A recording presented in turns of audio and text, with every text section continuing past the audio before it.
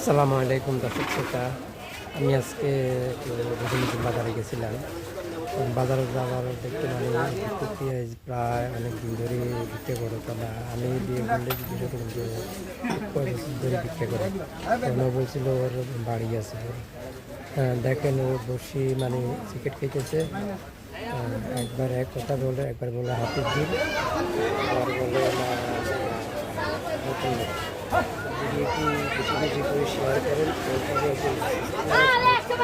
খবর বেশি তবে আমি ওকে ধরতে হবে, ওকে ধরতে হবে। তবে দেখেন এই সিগারেট টানে আবার আপনার দেখেন বসে রয়েছে।